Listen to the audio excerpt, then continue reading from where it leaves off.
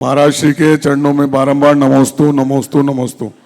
महाराज जी, मेरा प्रश्न है कि दान क्या है, दान कौन दे सकता है, दान कैसे दे सकते हैं और दान की महिमा क्या है, कौन दान नहीं दे सकता और दान देना क्यों जरूरी है? दान क्या है, दान कैसे दें, दान किसको दें, कौन दान नहीं दे सकता और दान देना क्यों जरूरी है? पूरा प्रवचन करना पड़ेगा, है ना? मैं संक्षेप में बता देता हूँ। दान क्या है? अनुग्रहार्थम सस्याति सर्गो दान। स्वपर के अनुग्रह के लिए अपने धन के परित्याग का नाम दान।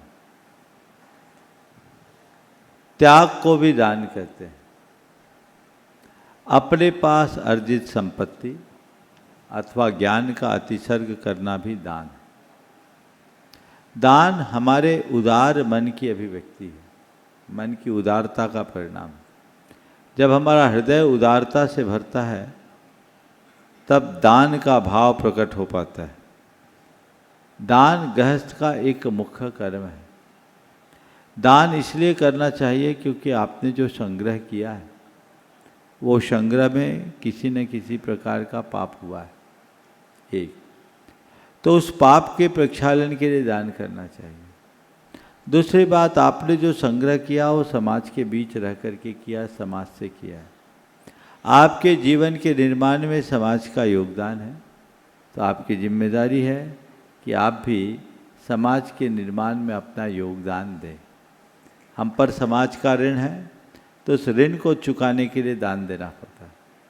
तीसरा कारण है अपने अंदर की आसक्ति को मिटाने के लिए और उदारता को बढ़ाने के लिए दान देना चाहिए।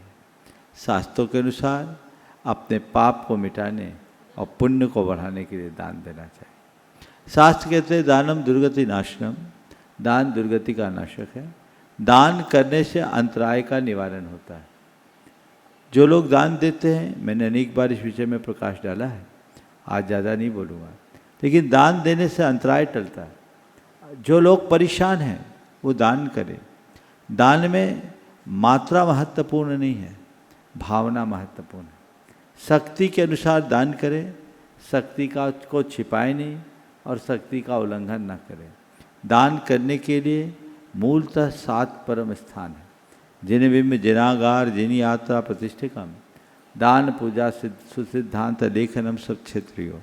भगवान के बिंब की स्थापना, जिन मंदिर का निर्माण, तीर्थ यात्राएं करना, पंचकरणक प्रतिष्ठा आदि करना, चतुर्विध संको चतुर्विध दान देना, भगवान की पूजा प्रभावना में अपना द्रव्य लगाना और शास्त्र लेखन यानी शास्त्र के प्रकाशन में दान देना, ये पारमार्थिक दान है।